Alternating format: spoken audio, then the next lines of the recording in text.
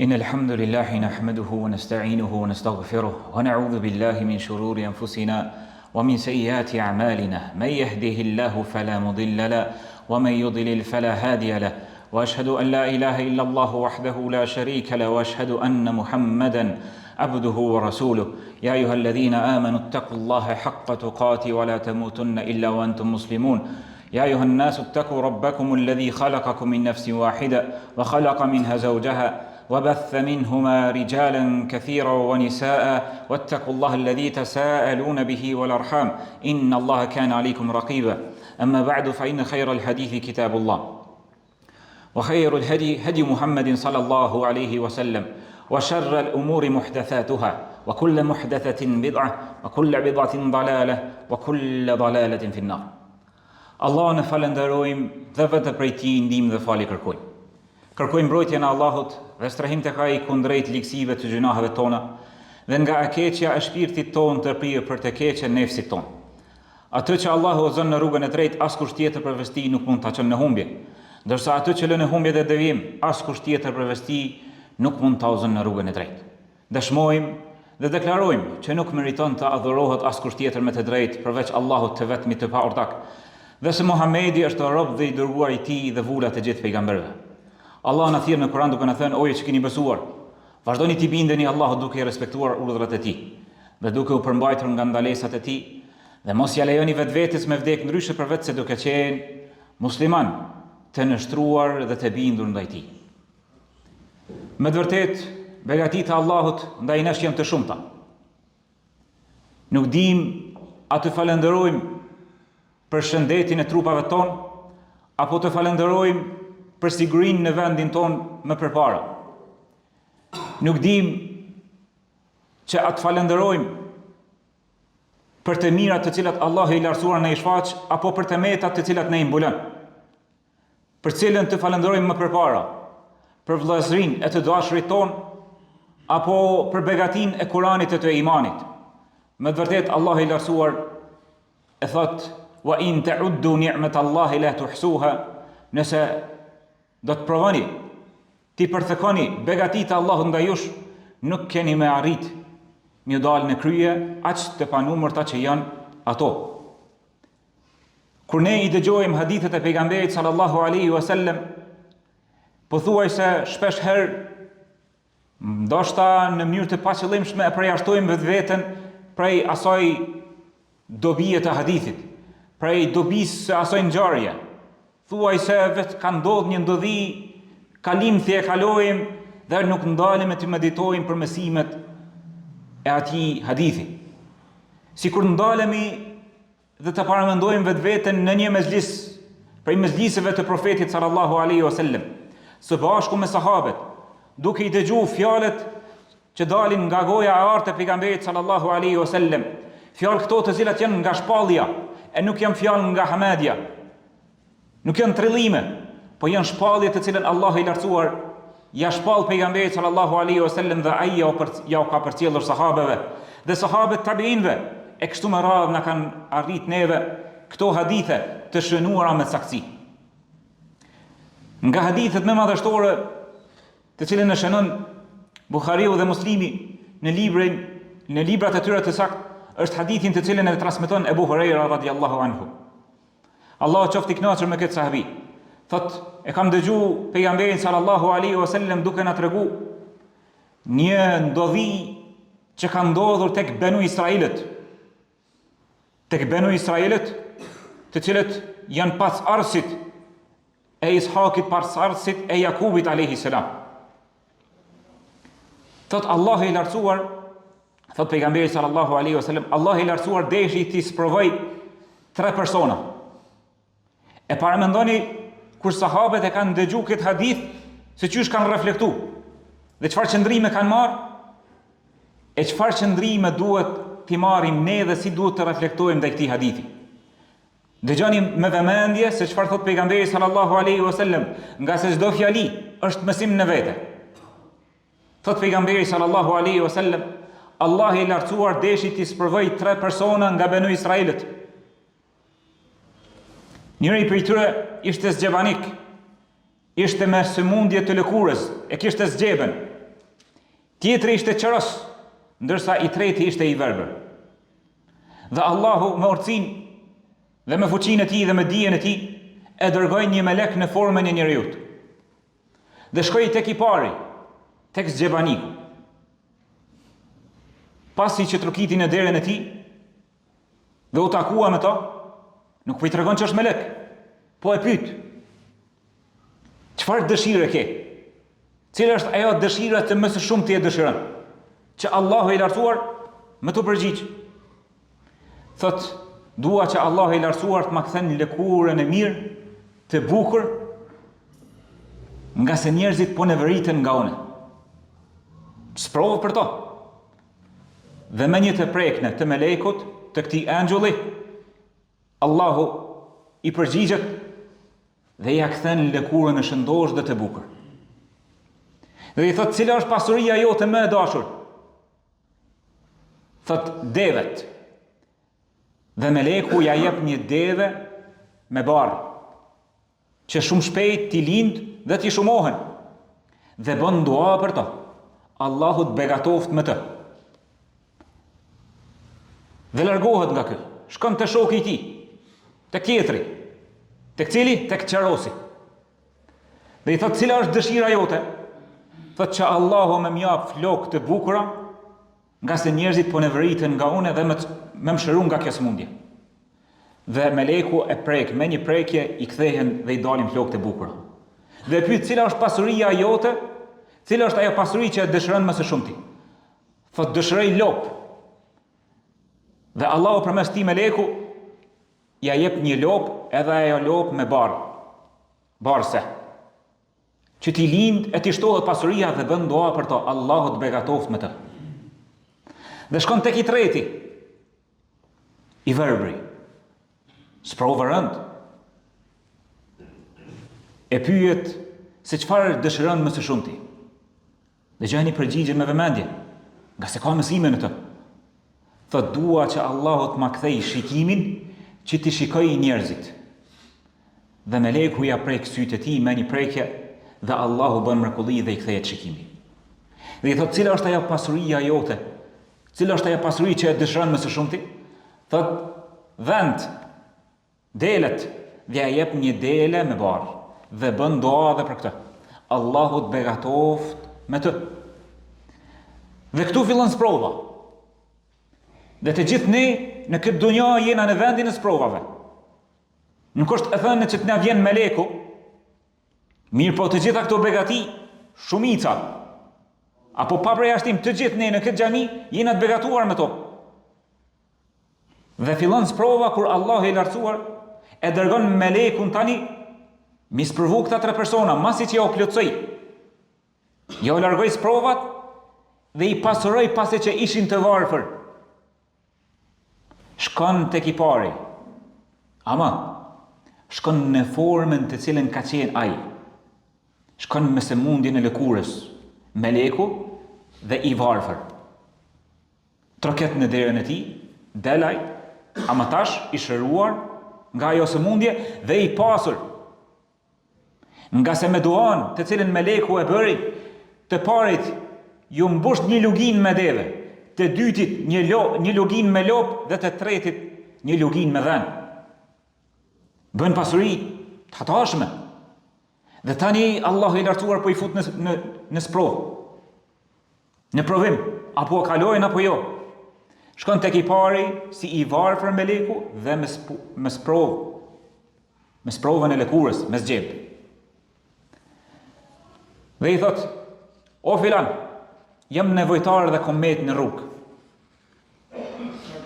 Jam nevojtar dhe komet në rrugë. Askush tjetër përveç Allahut nuk mund të më ndihmoj pastaj ti. Më jep një deve që ta vazhdoj rrugën time. E dini përgjigjen? Momentin që ky e ka pa, është dashur më kujtu vetvetja nëse çfarë gjendje ka qenë. E le që tash edhe ja përkujton me fjalë. Përgjigja e tij është subhanallahu shumë ngjashme me shumë përgjigje të pasurve të kohës sonë, të kamërve të kohës sonë. Thot, s'kam mundësi, angazhime të shumta, hallet, kam shumë obligime, fatura, taksa, kam shumë angazhime, s'ka mundësi. I thot, po mdo këtë që po të njohën e ty, mos ke qenë zgjebanik me sprovën e lëkurës e Allahut ka shëru, mos ke qenë i varfër e Allahut ka pasuru. Subhanallah, mohimi begative të Allahut, shtyn tash edhe me rajt, shtyn edhe më konë mendje madh. Thot, une, s'ka shans, këtë pasuni, e kom të rëshegu brez pas brezi, dem baba dem. Pej brezave të parë të mdhej, këtë pasuni, une e kom fitu. Meleku e bën edhe një lutje. Lutjen e parë Allahu i lartësuar e sprovoi dhe ju pranua, u shërua dhe u pasurua. Thash, lutjen tjetër e bën i thot, nëse je duke gënjy, nëse e ka rënë, Allah të kthef në gjendjen që ke qenë. Dhe largohet dhe ky kthehet në gjendjen që ka qenë. I pari. Shkon tek i dyti. Subhanallahu, dhe i dyti përgjigjet njëjtë sikur se i pari. Dhe i thot, masi që tërket në derën e tij, thot, jam nevojtar, kom met në rrugë. Nuk mundet me ndihmu pas Allahut askush tjetër. Veç Allahu mundet me ndihmu, pastaj mundesh me ndihmu ti. Ma jep nga pasuria, ma jep një lop që të vazhdoj rrugën me to. Thot, s'kam mundësi angazhime të shumta. Kam më shumë obligime. Do të more mos po më kujtohet, mos po të njohën e ty. Edhe këtij dyti ti shkon qeros, pa vlog dhe i varfër. Thot, mos po të njohën e ty. Mos ke qenë qeros e Allahut ka shëru, ke qenë i varfër, Allahut ka pasuru. Edhe ky thot, jo, e kom trashëgu këtë pasuri prej brezave të mi. Dhe se falendron Allahun. Dhe gënjen. Dhe njëjt meleku e lutë Allahun lutje të kurzuar, që nëse është ka gënjen, Allahu e kthef në gjendjen që ka qenë. Dhe ashtu ndodh, kthehet edhe ky në gjendjen që ka qenë. I varfër dhe qeros. Shkon tek i treti, tek kush? Tek i verbri. Shkon në gjendje të verbrit. Dhe i varfër. Dhe i thot, jam nevojtar kom met në rrugë, me jep pak pas nga pasuria jote, me jep një dele që ta vazhdoj rrugën. Përgjigja e atij që e njeh Allahun, që e pranon begatit e Allahut ndaj tij, dallon prej atyre dyve të parëve. E kështu duhet të jemi edhe ne, nga se nuk ka lëvizje që e bëjmë vetëm se jemi të zhytur në begatit e Allahut të panumërta ndaj nesh. Nuk mujmë i numëru sa të shumë ta jem. Dëgjoni që është përgjigjet i verbrit. Thot, ashtu është, kam qenë i verbër, dhe Allahu ma ka kthy shikimin. Allahu ka bërë mrekulli, ma ka kthy shikimin. Dhe kam qenë i varfër, Allahu më ka pasuru, ka jap dele. Merr çka të dush, e le çka të dush. Vallahi s'ka me të pengu, prej krejt çka merr. Thot, maje pasurinë tënde, nga se unë ishte asprov, Allahu është i kënaqur me ty dhe është i hidhruar me dy shokët e tu me herët. أقول قولي هذا واستغفر الله لي ولكم فاستغفروه إنه هو الغفور الرحيم.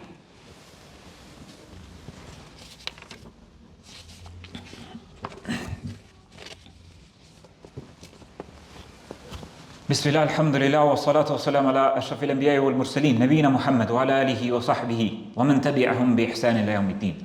Allah në falenderojmë, selamet dhe selavatet qofshin për me të dashrin tonë Muhammedin sallallahu alaihi wasallam, familjen e tij, shokët e tij dhe gjithë ata që e pasojnë aty deri në ditën e gjykimit. Ky hadith madhështor ka mësime të shumta që ne duhet të reflektojmë dhe të studiojmë mirë. E shikoni vllazën që të gjithë ne në këtë dunja jena në vend të sprovave. Dikush sprovohet me skamje e me smundje me fatkeqësi, e dikush sprovohet me mirëqenie me begati. Apo të regohet falendrues apo mohues. Dhe e shohim se mohimi begative shpihen deri tek gënjeshtra, tek mendjematësia, madje deri tek mohimi i Allahut të lartësuar. E shohim në anën tjetër që ai që ja atribon begatit e Allahut, wa ma bikum min ni'matin fa min Allah, çdo begati që e keni prej Allahut. Kjo është reflektim i imanit. Është reflektim që mi rujt begatit. E vrejtet tek i pari, tek i dyti, tek i treti.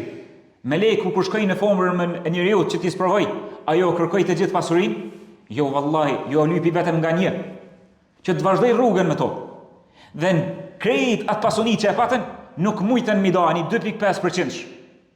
Sa lypet nga zakati, a sa lypet nga koha, apo sa lypet me shku në haxh.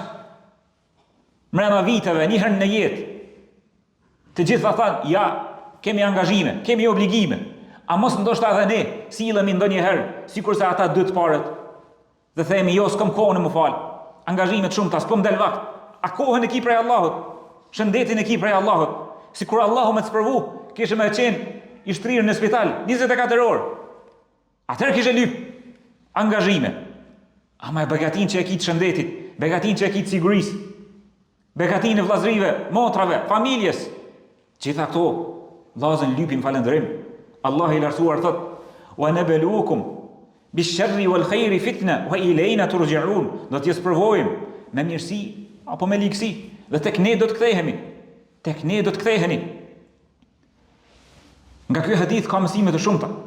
Mësimi më i madh që duhet ta marrim është që ne duhet ta kuptojmë realitetin e dunjas.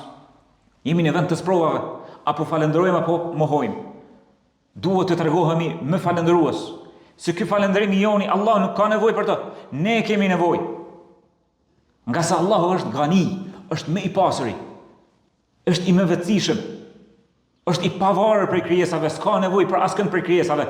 Na jena ata fukarat, ata miskinët, të cilët kemi nevojë në çdo çast e në çdo sekond për Allahun e lartësuar, për udhëzimin e tij, për mbrojtjen e tij, për rujtjen e tij, për kujdesin e tij. Kena nevojë që Allah më na dhon sukses, më na bëj falëndërues, që më na rujt këto begati, që më shtuna këto begati.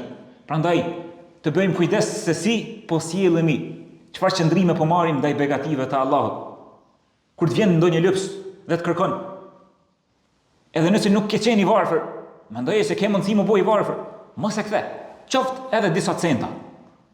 Nëse të dikush të kërkon ndihmë, mundohuni bëj zgjidhje. E një sa tjetër që duhet të kemi parasysh, kur ti ndihmojmë dikuj, harroje që i ki ndihmu, mos ja përmend. Nga se mi bo ndihmë, mi bo derë dikuj, e më shku mi ja përmend, është e rënd. Mi që përqmu atë lypsin, ata që të kërkon ndihmë është e rënd. Ma e preferuar, ma e kërkuar fetarisht është që ti bësh dua për ta, të lutesh për ta, ti thuash fjalë të mira, qaulun ma'rufa. Ti thuash fjalë të mira se sa mi ndihmu, e mi ja përcjelli, mi ja majt të hunt. Unë të kom ndihmu. Nga se kjo është e nënçmuar tek Allahu. Kjo është e refuzuar tek Allahu i lartësuar. Merë si rregull, kujt ja bësh një të mirë, dije që i ki bo vetes mirë. Allahu ta ka mundsuar me bo mirë. Dhe i ki bo ti mirë, i ki bo vetes, men amilan salihan fali nafsi, kush bën mirë e bën për veti. E kur t'ja përmendesh atij që e ka i bën mirë, dije që e ki qu dëm.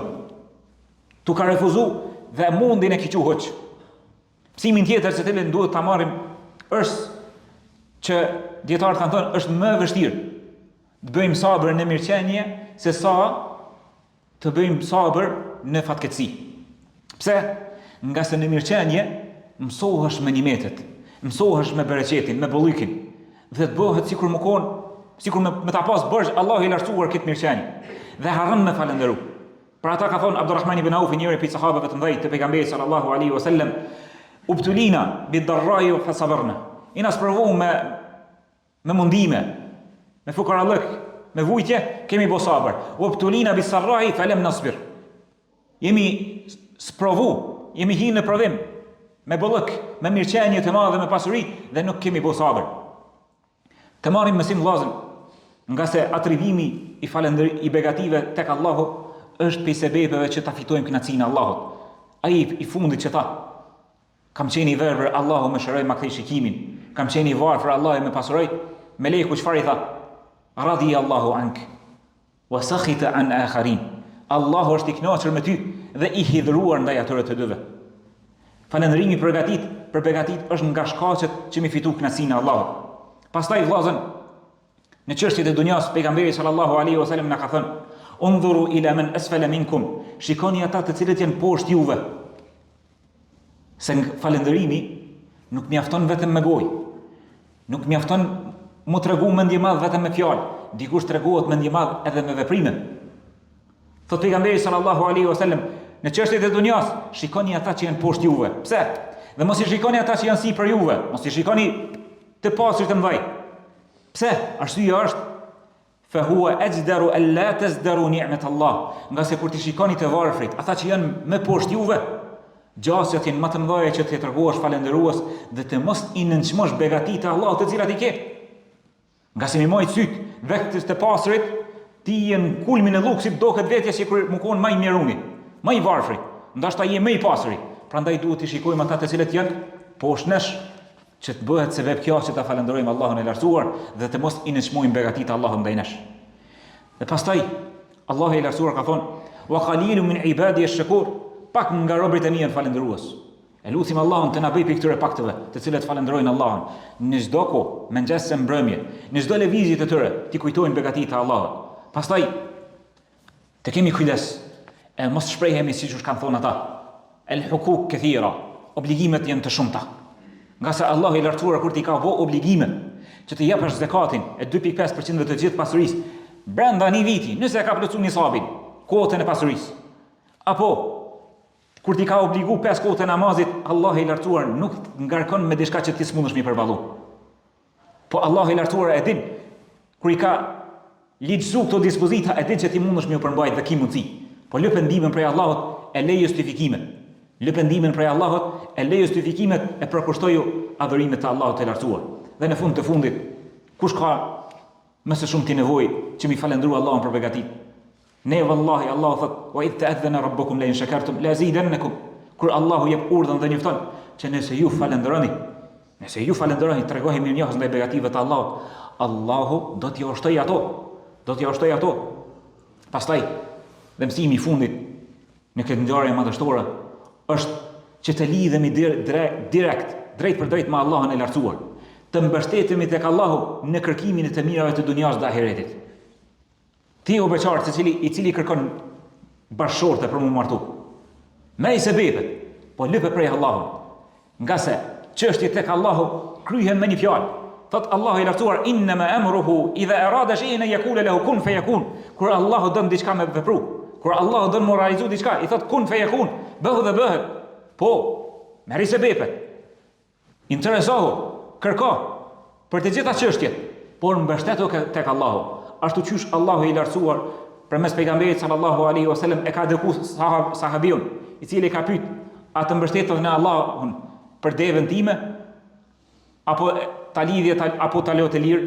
Thot: "Lidhe devën e mbështetu tek Allahu."